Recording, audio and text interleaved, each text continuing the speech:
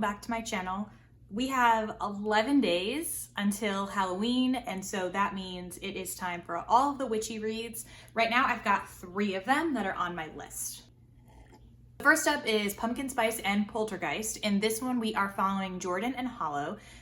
We're following Jordan and Harlow. Jordan is a witch in this small town, and Harlow moves there not really realizing magic exists and then figuring out along the way. The thing about Jordan is she accidentally on purpose summoned up her ex-girlfriend, and now her ex-girlfriend is haunting her for this undisclosed amount of time. Enter in Harlow, and perhaps there's going to be a little romance between the two of them. We don't know. Next up is Harry Potter and the Prisoner of Azkaban. I am slowly but surely moving my way along through reading all of the Harry Potter books this year. I'm definitely down to the wire on this one, so we will see what happens. But again, this is the 3rd book in the Harry Potter series. This one takes place mostly following Harry, Hermione, and Ron as they deal with the return of Sirius Black. And then the final book that I'm hoping to read in the next 6 days is Wayward by Amelia Hart. In this book, we are following 3 generations of witches, and it's all kind of centering around this one English cottage. I tried to vary it a little bit. You know, I've got a witchy romance, a little bit of young adult witchy books. Harry Potter's a classic. And then a little bit of historical fiction. So over the course of 7 days, I want to go ahead and see if I can read these 3 books and maybe squeeze another one in, but we'll see. All right, so just to check in, it is Sunday morning. I started Pumpkin Spice and Poltergeist last night. I'm about 25% of the way through it. It's actually a really short book. It's only about 200 pages, which I don't think I've read a book 200 pages long in forever. Every book I've read lately has topped out at 300. That seems to be the new standard for books, is 300 is pretty much the minimum. So this is kind of nice. But so far, we started off with Jordan summons her ex-girlfriend Lou.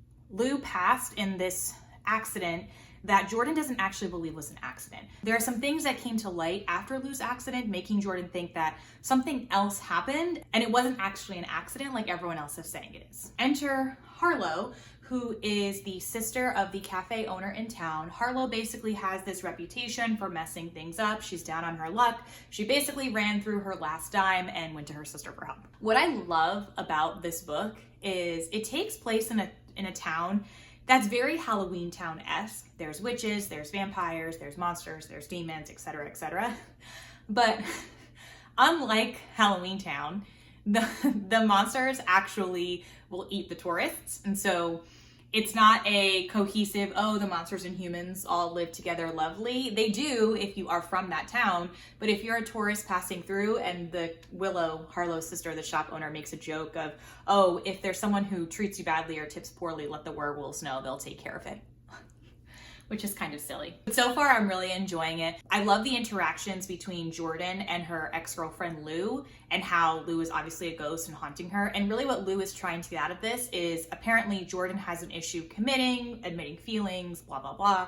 And so Lou is essentially saying, you summoned me and now I'm not leaving until you catch feelings for someone else and admit it to them. This is where Harlow is supposed to come in, but we're not quite sure if that's going to happen yet. It's been a really fast-paced read, and every character that I've been introduced to, Iris, the best friend, Willow, the sister, the werewolf, I think his name is Wyatt, everyone has been a good side character. And I'm also really looking forward to the mystery of Lou's accident. I think that's a really cool piece to add into this book, where it's not just a witchy romance, but it also has this little mystery component to it. So I'm really looking forward to it.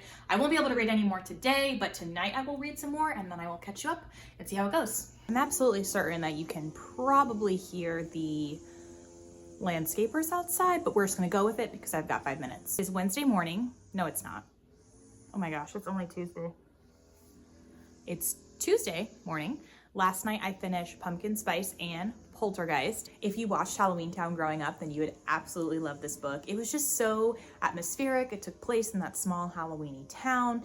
The romance was cute. The characters were lovable. The side characters were lovable. There was a little bit funny at times. I just really enjoyed it. All around, a great read, especially if you're looking for something kind of quick that will get you in the Halloween spirit, especially with Halloween just being a week away. But highly, highly recommend. If you enjoyed watching the Halloween Town movies when you were younger, I think you would like this just because of the setting of the book. And the other piece I really enjoyed too was the mystery. So we know that Jordan is trying to solve the mystery of her ex-girlfriend Lou's death. That was a big component. And to be honest with you, you would think in a book like this, where it's just, your normal rom-com, that the murder mystery part of it would be obvious. It totally was not. There were pieces of it that I thought it was going in one direction, and it didn't. I was surprised, to be honest with you, at the end, which I think is really cool, because there are plenty of thriller books that I read where the whole book is just leading up to this one moment. And I'm not surprised where this book it's not a mystery, it's a rom-com. And I was surprised by the end. So it was really great. Highly recommend if you are looking for a book to just wrap up this Halloween season and you want something quick, easy, and fun to read. So now I think I'm just going to go into, I'm going to go into probably Harry Potter and the Prisoner of Azkaban, just because I don't have a lot of time to read over the next couple of days. And so that one will be quick for me to read just at night. And then I'll spend Thursday and Friday reading Wayward. It's Wednesday morning. I read about 4 chapters of The Prisoner of Azkaban last night. And I was telling my husband this morning, it's so weird because I felt like I'd read a lot. I felt like I had read a lot of the book, a lot of pages. And then I looked up and it was only 40 pages and I was very confused. But I think that for some reason, this is going to sound so weird, the Kindle version has less pages, but more words on each page than the book, because my Kindle is saying that the book's only 170 something pages. But I opened my chapter book today and it's like 400. So I don't know what's going on there.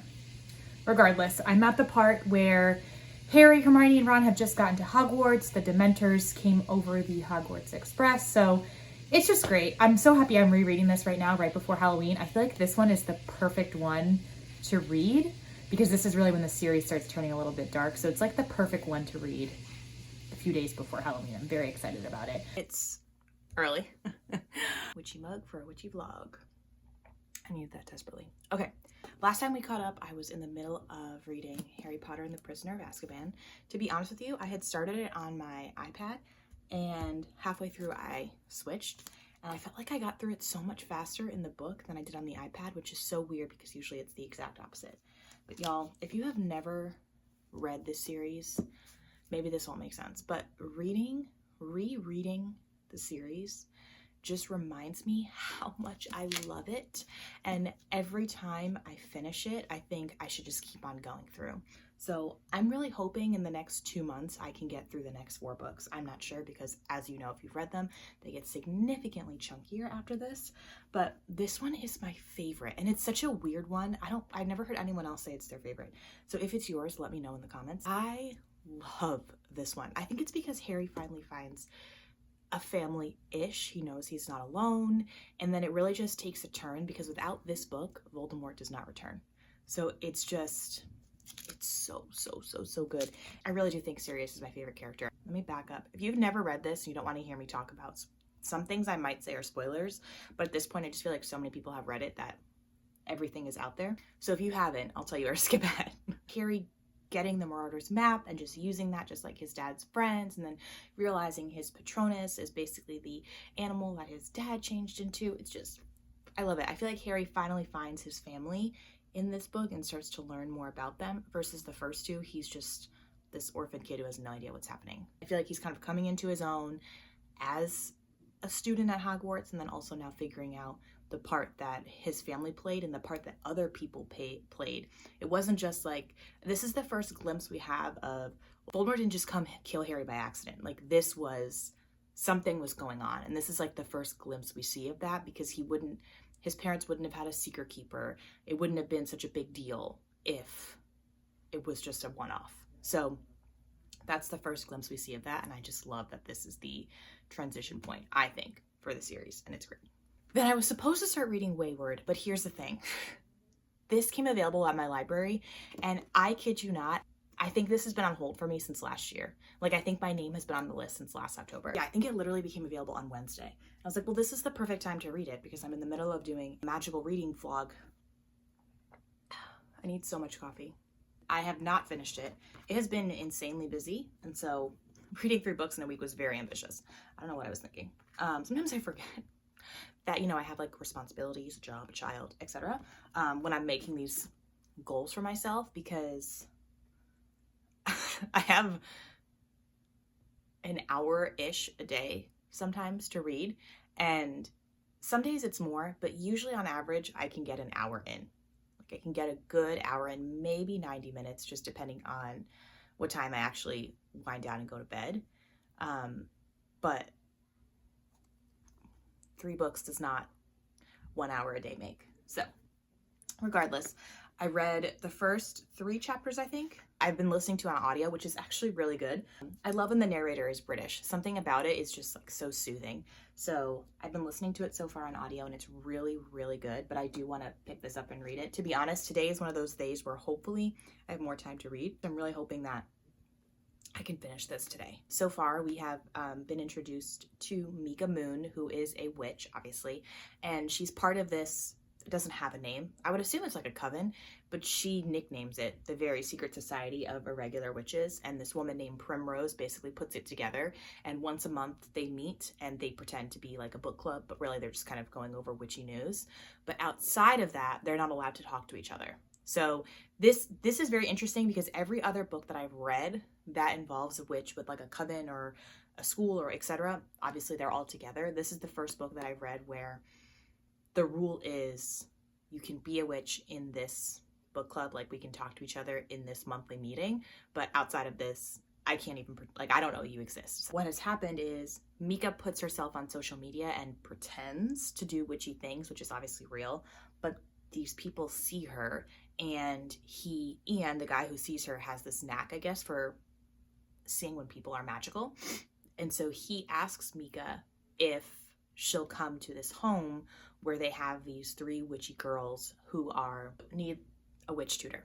And it's very funny because in the second chapter, there's basically like this entire conversation. And I think the second chapter is the perfect one to hear over audio because there's this entire conversation where neither one of them, Ian or Mika or like anyone else in the house, want to admit that they're a witch first, that there are real witches first, right? Because if Mika says she's a witch and Ian just thinks she has a cool YouTube channel, she can't do that. And then likewise, if Ian admits he has 3 real witches in his home, but Mika's not actually a witch, he was wrong, it creates this whole situation. So the entire second chapter is her being like, oh, those lavenders are cool because you can't grow lavenders at this time of year. And he's like, yeah, that thing you did on your video, blah, blah, blah. And then at one point, finally, he's like, fine, I'll say it. It's really funny. I loved listening to that part. It was really entertaining. But I'm excited to read this. I think this will be a really cute found family type of book because, like I said, there's no family for Mika. Even the way in this book works, like if you're born a witch, you're pretty soon thereafter orphaned. So even these 3 girls are orphaned. And so that's why they're kind of looking for someone like Mika to provide that magical education, if you will. So far, it's been really good, and I'm really, really excited that I got this, and I definitely will be finishing it today. So stick around for my October wrap-up, because that will certainly be in there. Overall, I would say not a bad week. Pumpkin Spice and Poltergeist, definitely a great book. Good if you're looking for like a witchy, paranormal type romance.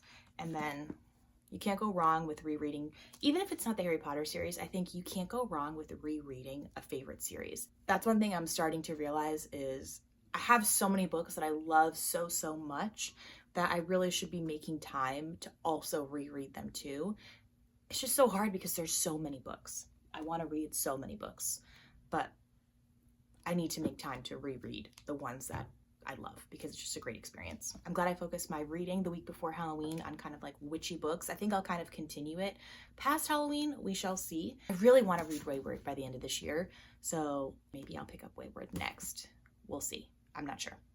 But regardless, I hope that you found at least one book that you want to add to your reading list. It is a few days before Halloween, so if you haven't read any of these books, now is the perfect time to go get them, so that way you can get in the Halloween spirit right before the holiday starts.